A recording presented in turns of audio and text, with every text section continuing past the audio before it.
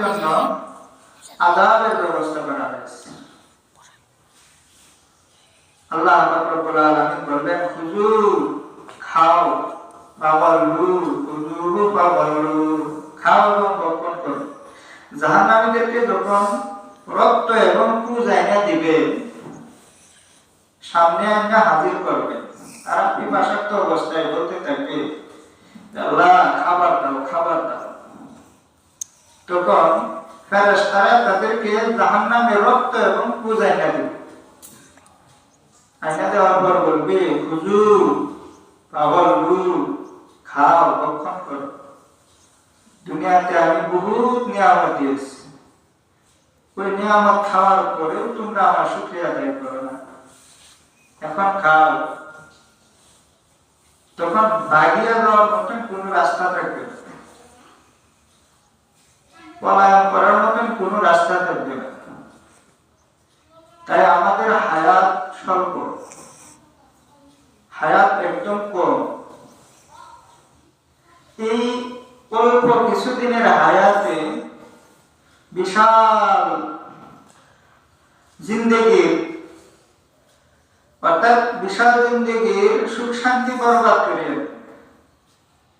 অল্প কিছুদিনের হায়াত পাইলাম, আল্লাহ তাআলার গোলামিয়াতের মধ্যে কাটায়, তাহলে পরকালে আমাদের শান্তির অভাব নাই। যেমন প্রত্যেক নবীদেরকে কিন্তু কষ্ট দেওয়া হয়েছে।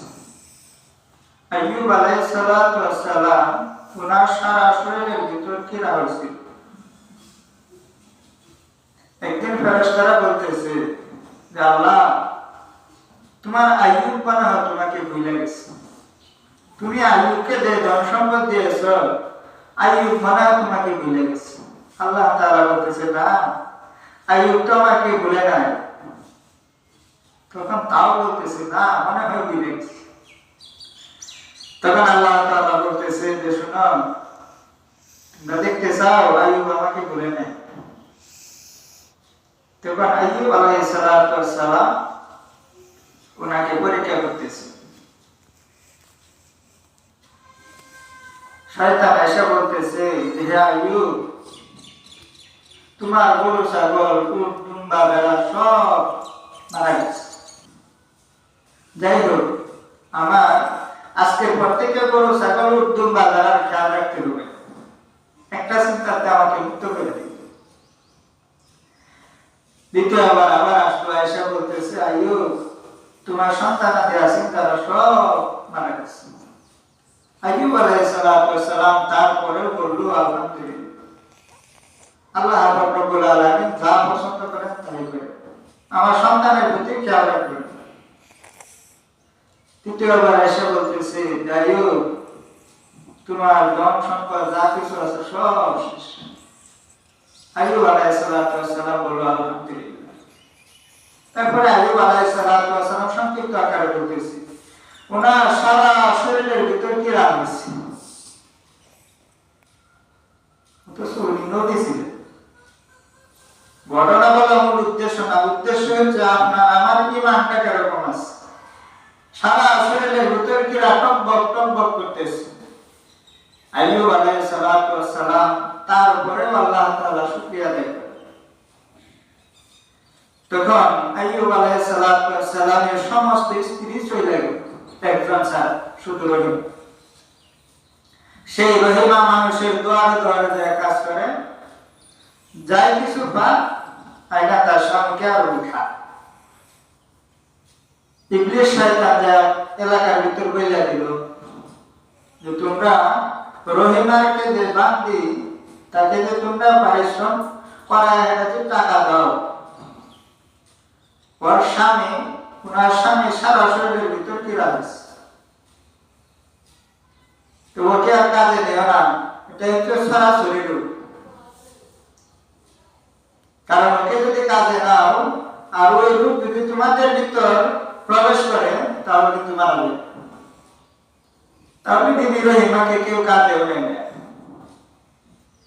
আবার অপর দিক দিয়ে কি, তার স্বামী কোনো কর্ম করতে পারে না, অসুস্থ, শয়তান এসে প্রতিমধ্যে রাস্তায় এসে হাজির, ওই দিন কোনো কাজ করতে পারে নাই। শয়তান এসে বলতেছে যে আজকে আমি খাবার দিব একটা সত্য। সত্যটা হচ্ছে তুমি যদি তোমার মাথার সমস্ত চুল আমাকে দেওয়া দাও তাহলে তোমাকে খাবার দিব। রহিমা চিন্তা করতে আরম্ভ করলো, এই মাথার চুলে ধরে আমার স্বামী বিছানা থেকে উঠে আবার শুরু করে, কারণ সারা শরীরে কিরা ধরার মতো কোনো জায়গা নেই। এখন অপর দিক দিয়ে খাবারেরও প্রয়োজন, কিন্তু এখন যদি আমি আমার সমস্ত চুল দেওয়া দিই তাহলে তো আমার স্বামী আমাকে কোনো কিছু ধরে দিয়ে উঠবে এই শক্তি নাই, কারণ সারা শরীরে তো কিরা চুল হচ্ছে নরম জিনিস, এই নরম জিনিস বেড়ে উঠবে। তখন শয়তানকে বললো, শয়তানকে তো আর চিনে নাই, বলছে যে আচ্ছা ঠিক আছে আমি চুল দিব, তবে আমার মাথার সমস্ত চুল না, অর্ধেক চুল দিব। তারপর শয়তান রাজি হলো, খাদ্য কিছু দিল, চুল নিয়ে আনলো। আইয়ুব আলাইহিস সালামকে আয়েশা বলল, যে আইয়ুব তোমার স্ত্রী চুরি করছে আজকে, আর ধরা খাইছে, ধরা খাওয়ার পর দেখলাম তার মাথার চুল কেটে রেখেছে। তখন আইয়ুব আলাইহিস সালাম কসম খাইলেন যে হ্যাঁ, এটা যদি সত্যি হয়ে থাকে তাহলে আমি এরকম স্ত্রীকে তালাক দেব। আইয়ুব আলাইহিস সালামের সম্মুখে যখন আসলো, আসার পর দেখে বাস্তব ঘটনা সব সত্য, তখন ওনাকে তালাক দিবে এমন সময় আল্লাহ তাআলা বললেন, আইয়ুব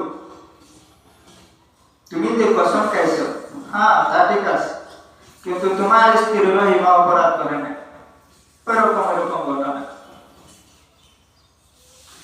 তাহলে আল্লাহ রব্বুল আলামিন পরীক্ষা করে, সুখ শান্তি কষ্ট আসবেই। আইয়ুব আলাইহিস সালামের সারা শরীর লোকেরা হয়েছে আফসোস করে দেয়। সর্বশেষ যখন জিহ্বায় কিরা লেগে গেল, তখন আইয়ুব আলাইহিস সালাম কেঁদে দিলেন যে আল্লাহ, সারা অঙ্গের ভিতর তুমি কিরা লাগাইলা, আমার এতটুকু কষ্ট হয় না, কিন্তু যে জিহ্বা দিয়ে আমি তোমাকে ডাকতাম, সর্বশেষ এই জিহ্বার ভিতর কিরা লাগাই দিলাম। এই কথা বলে কেঁদে। তাহলে আল্লাহ পাক রব্বুল আলামিন বিভিন্ন বিষয়ে বিভিন্ন জিনিস দিয়ে কিন্তু পরীক্ষা করে, যে এই পরীক্ষায় উত্তীর্ণ হতে পারবে সেই সফল কাজ।